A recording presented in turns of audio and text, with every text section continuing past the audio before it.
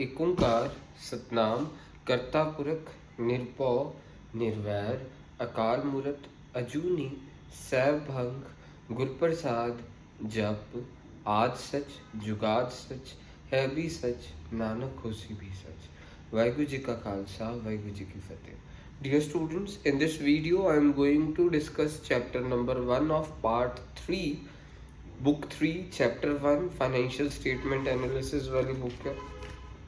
Analysis of financial statements of the company पहला chapter है। इस चैप्टर में बेसिकली क्वेश्चन जो उनसा आता है पेपर में कि आपको दिया होता है कुछ 4-5 आइटम्स दी होती हैं, आपको पूछ लेते हैं मेन हेड सब हेड क्या होगा, और यही चैप्टर आपके लिए बेस क्रिएट करेगा आने वाले चैप्टर्स का। मीन्स इस बुक के जितने भी आने वाले चैप्टर्स हैं वो तभी कवर हो पाएंगे अगर आपको इसके बेसिस स्ट्रांग होंगे। इस चैप्टर में बेसिकली हम फॉर्मेट करने वाले हैं बैलेंस शीट का, स्टेटमेंट ऑफ प्रॉफिट लॉस का, फिर उसके ऊपर आपको क्वेश्चन आता है कि ये मीन्स आपको कुछ आइटम दी होगी, जैसे आपको बोल देंगे कि आप प्रपोज डिविडेंड की मेन हेड सब हेड बताएं। आपको पूछ लेंगे कि लूज टूल की मेन हेड सब हेड बताएं, मीन्स आप इसको स्टेटमेंट ऑफ प्रॉफिट लॉस या बैलेंस शीट में शो करेंगे तो कहाँ पे शो करेंगे, इस तरह के क्वेश्चन आते हैं। तो इसके लिए आपको सबसे पहले बैलेंस शीट का फॉर्मेट सिखाने वाला हूँ। सेक्शन 129 ऑफ कंपनीज एक्ट 2013 कहता है कि हर कंपनी को फाइनेंशियल स्टेटमेंट्स बनानी पड़ेंगी। मीन्स फाइनेंशियल स्टेटमेंट्स में आता क्या क्या उसके accordingly statement of profit loss and balance sheet format prescribe करा गया है सेक्शन 129 में। सेक्शन 129 का स्केड्यूल 3 में फॉर्मेट प्रिस्क्राइब करा गया। सो कंपनीज एक्ट 2013 वाली किताब जो सा एक्ट है, हमारे देश में एक्ट पास होते रहते हैं, ऐसे ही कंपनीज एक्ट 2013 पास हुआ, उसमें एक स्केड्यूल 3 है। स्केड्यूल 3 में फॉर्मेट बताए हुए हैं कि हमने कैसे बनाने हैं। सो याद रखिएगा सेक्शन 129 हमारे को फॉर्मेट देता है, कंपनीज एक्ट 2013 का सेक्शन 129 हमारे को फॉर्मेट देता है। फॉर्मेट किस किस का देता है? बैलेंस शीट का और स्टेटमेंट ऑफ प्रॉफिट लॉस का, और सेक्शन 129 का स्केड्यूल नंबर 3 और इसका पार्ट नंबर 1। स्केड्यूल 3 पार्ट 1 है, स्केड्यूल 3 पार्ट 2 है। जो सेक्शन 129 फॉर्मेट देता है balance sheet and statement of profit loss का, बेसिकली पार्ट 1 किसका फॉर्मेट देता है? बैलेंस शीट का, और शेड्यूल 3 का पार्ट 2 फॉर्मेट देता है स्टेटमेंट ऑफ प्रॉफिट लॉस का।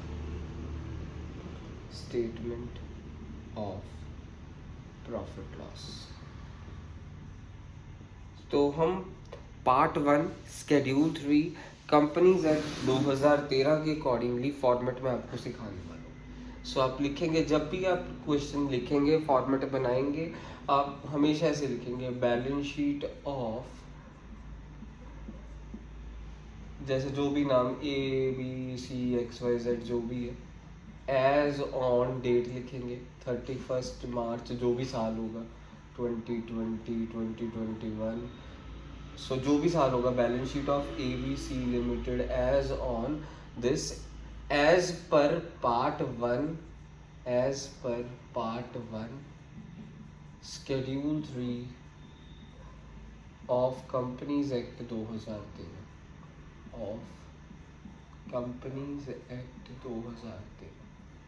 ऐसे आपको पहले लिखना होगा जब भी आप फॉर्मेट या कोई भी बैलेंस शीट बनाने वाले होंगे। तो उसके फॉर्मेट में आपके पास रहेगा क्या? पर्टिकुलर्स, फिर यहाँ पे नोट नंबर इसका बहुत ज़रूरी कॉलम है। ये नोट्स टू अकाउंट मीन्स एक बहुत इंपॉर्टेंट पार्ट कॉन्स्टिट्यूट करते हैं। सो पर्टिकुलर्स, नोट नंबर, अमाउंट। फिर उसके बाद आप क्या करने वाले हैं, यहाँ पे नंबर 1 रोमन लेटर्स में लिखेंगे equity and liabilities. Roman letter में लिखना है इक्विटी एंड लाइबिलिटीज। सो सबसे पहले इक्विटी एंड लाइबिलिटी में आता क्या? Share holder fund, equity and liability में शेयर होल्डर फंड आता है। शेयर होल्डर फंड में आता क्या क्या है ज़रा ध्यान से देखना।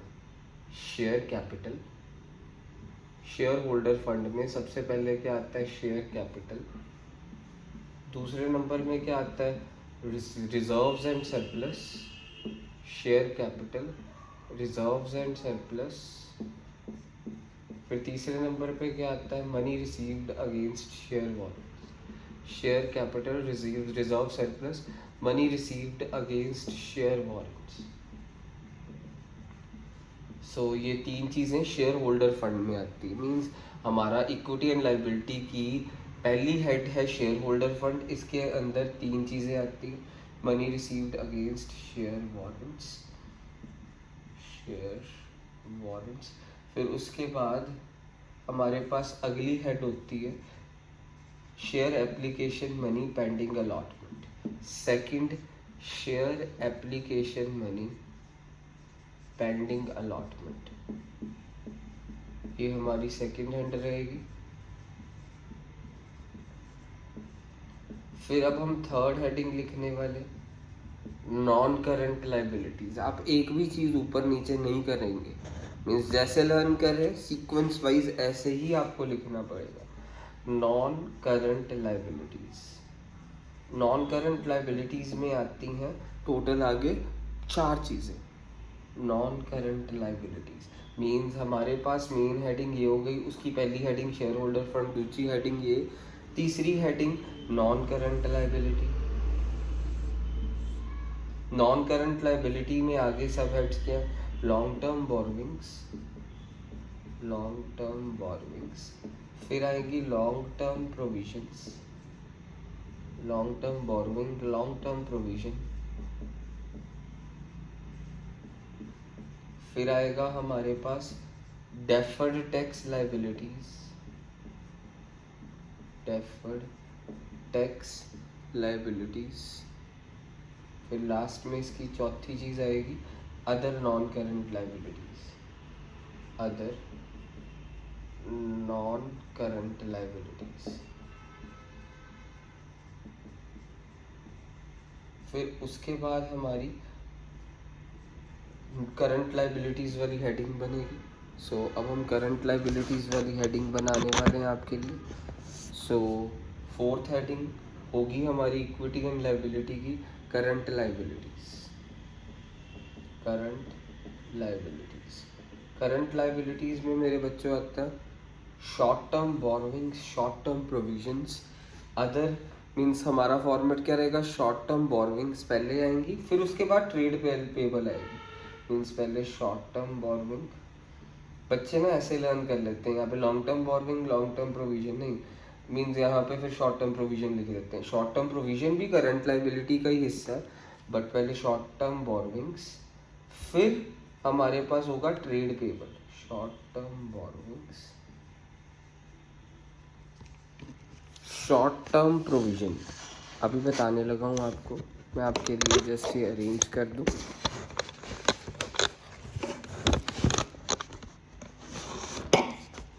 सो हमारे पास बेसिकली यहाँ पे करंट लाइबिलिटीज़ में short term borrowing, short term, फिर उसके बाद ट्रेड पेबल्स, फिर आएंगी short term liabilities, short term borrowing, short trade payables, other current liabilities, other current liabilities. फिर लास्ट में आएंगी आपके पास, लास्ट में हमारे पास आएंगी short term provision, short term provision. Means अब आपको करना क्या होगा, यहाँ पे जो इसकी वैल्यू होगी लिख देंगे, इसकी वैल्यू, इसकी वैल्यू, इन वैल्यूज़ को लिख देंगे। फिर मीन्स ये बैलेंस शीट की, यानी बच्चे क्या सोचते हैं लाइबिलिटीज़ अमाउंट, फिर इधर एसेट्स अमाउंट, नहीं, ये कंपनी की बैलेंस शीट है। जो फॉर्मेट हमारे को शेड्यूल 3 कंपनीज एक्ट का देता है, ये लाइबिलिटीज़ है इसके नीचे, जो कि मेरे पास बोर्ड पे जगह नहीं है ना, इसी के नीचे एसेट शुरू होंगे। मीन्स यहाँ पे हम लाइबिलिटीज़ का टोटल ऐसे कर देंगे, सारी लाइबिलिटीज़ का टोटल कर देंगे यहाँ पे, यहाँ पे टोटल लिखने के बाद नीचे एसेट शुरू कर देंगे। तो अब मैं आपको बताता हूँ, इसको लर्न करना बहुत ज़रूरी है। मैं अपनी आंखें बंद करके जैसे सुना रहा हूँ ना, वैसे ही आप भी ऐसे ही लर्न करेंगे।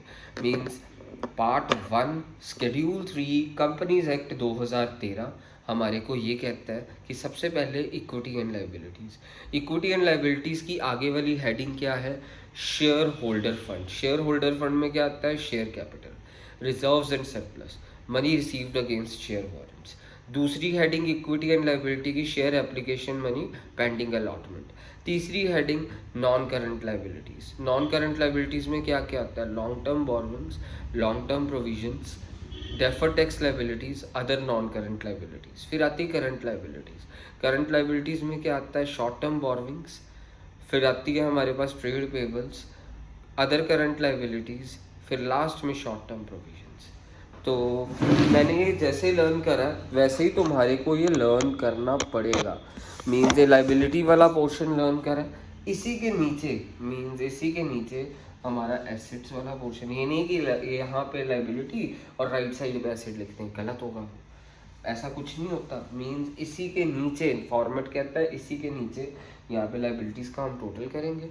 टोटल करने के बाद यहाँ पे लिखेंगे टोटल TOTAL, और लाइबिलिटीज़ जितनी भी हैं सभी का टोटल लिख देंगे। फिर उसी के बाद हमारा क्या होगा? एसेट्स शुरू होंगे। तो आप इसको लर्न करिएगा।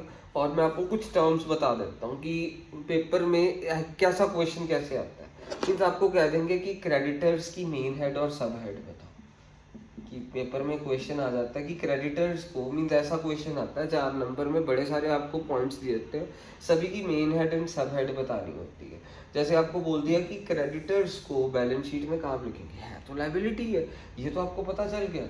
अब उसकी मीन्स आएगा कहाँ पे? लाइबिलिटी, करंट लाइबिलिटी है भी पता। अब करंट लाइबिलिटीज में चारों में होता क्या? ट्रेड पेबल आता है, क्रेडिटर्स। ट्रेड पेबल के अंदर क्रेडिटर्स आएगा। मीन्स हम जब ट्रेड पेबल वाला नोट बनाएंगे ना, नोट मीन्स हमारे को नोट नंबर लिखा जैसे 1 है, नोट नंबर 1 इसको दे दिया शेयर कैपिटल को। जो भी मैं कंपनी की बैलेंस शीट के नीचे मैं नोट्स बनाऊंगा, सबसे पहला नोट शेयर कैपिटल का होगा, जिसमें मैं बताऊंगा शेयर कैपिटल क्या कैश पैसा कितना है, फिर उसका टोटल यहाँ पे लिखूंगा। फिर मैं नोट नंबर 2 बनाऊंगा, जिसमें रिजर्व्स एंड सरप्लस का जितना पैसा होगा वो मैं इधर लिखूंगा। वो नोट्स बनाने आपको मीन्स जब पूरी बैलेंस शीट का फॉर्मेट देख लेंगे उसके बाद आपको नोट्स भी बनाने सिखा देंगे। मीन्स क्वेश्चन आता कैसे है? Means identify the major heads and sub heads of the following item. जैसे आपको पूछ लिया क्रेडिटर्स की main head and sub head बताओ, तो क्रेडिटर्स आएंगे कहाँ पे? ट्रेड पेबल 2 चीज़ों के बराबर होता है, creditors plus bills payable, creditors plus bills payable. तो क्रेडिटर्स की मेन हेड क्या हो गई है? Current liabilities. सब हेड क्या हो गई है? Trade payable. मीन्स आप इसका आंसर तक कैसे लिखेंगे? क्रेडिटर्स, फिर यहाँ पे लिखेंगे मेन हेड करंट लाइबिलिटीज, फिर सब हेड क्या लिखेंगे? Trade payables. Means sub head means current liabilities के बीच में ट्रेड पेबल के अंदर आएगा। Sub head main head current liabilities, sub head trade payable. So trade payable के अंदर बेसिकली कितनी चीज़ें आ सकती हैं? क्रेडिटर्स एंड दूसरी चीज़ क्या होगी? Bills payable. तो क्रेडिटर्स एंड बिल्स पेबल के बारे में आपको कभी भी पूछ ले, पेपर में ज़्यादातर पूछ लिया जाता है। क्रेडिटर्स या बिल्स पेबल के बारे में तो पूछते हैं। तो क्रेडिटर्स की भी और बिल्स पेबल की भी मेन हेड करंट लायबिलिटी, सब हेड ट्रेड पेबल। अच्छा, और बेसिकली और क्या क्या चीज़ें आती हैं? ये लॉन्ग टर्म बोरोइंग्स के अंदर का क्या आते हैं? Bank loan, debentures. मीन्स आपको पूछ लिया जाए कि 9% डिबेंचर्स, 8% डिबेंचर्स कहाँ पे आएंगे? मीन्स डिबेंचर्स की मेन हेड हो गई है नॉन करंट लायबिलिटी, सब हेड क्या हो जाएगी? Long term borrowings. ठीक है, उसके बाद मीन्स डिबेंचर्स के बारे में पूछ लिया जाए तो आप डिबेंचर्स के बारे में हमेशा मेन हेड क्या लिखेंगे? नॉन करंट लायबिलिटीज, सब हेड लिखेंगे long term borrowings. Main head non current liabilities NCL लिख रहा हूँ, और सब हेड क्या होगी? Long term borrowings, LTB। सब हेड ये, आप शॉर्ट फॉर्म नहीं लिख सकते, मैं लिख सकता हूँ बस। अब उसके बाद आप क्या, आपको जैसे आ गया call in arrears and call in advance. तो बच्चे इसमें गलती क्या करते हैं वो भी मैं आपको बताने वाला हूँ। शेयर कैपिटल के अंदर आता है call in arrears, share capital के अंदर कॉल इन एरियर्स आता है, मीन्स शेयर कैपिटल का नोट बनता है उसके अंदर कॉल इन एरियर्स आता है, ठीक है। तो कॉल इन एडवांस भी बच्चे सोच सकते हैं कि कहाँ पे आता है, शेयर कैपिटल में, वो गलत सोचते हैं।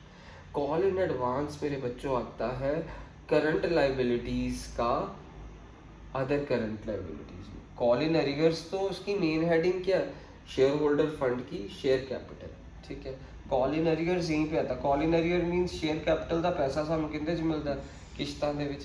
ਤੇ ਜਿਹੜੀ ਕਿਸ਼ਤਾਂ ਨੇ, ਕਿਸ਼ਤਾਂ ਦਾ ਪੈਸਾ ਜੇ ਸਾਨੂੰ ਨਹੀਂ ਮਿਲਿਆ, ਮੀਨਸ ਸ਼ੇਅਰ ਕੈਪੀਟਲ ਦੀ ਕਿਸੇ ਨੇ ਕਿਸ਼ਤ ਤੋੜਤੀ, ਉਹਨੂੰ ਕੀ ਕਹਿੰਦੇ ਆ, ਕਾਲ ਇਨ ਅਰੀਅਰਸ। ਜੇ ਕਿਸੇ ਨੇ ਕਿਸ਼ਤ ਐਡਵਾਂਸ ਚ ਦੇਤੀ, ਉਹਨੂੰ ਕਹਿੰਦੇ ਆ ਕਾਲ in advance. Call in ਅਰੀਅਰਸ the main head ਹੈ ਸ਼ੇਅਰ ਹੋਲਡਰ ਫੰਡ ਦੀ ਸ਼ੇਅਰ ਕੈਪੀਟਲ, ਸਬ ਹੈਡ ਹੈ share capital, main head share holder fund, share holder fund,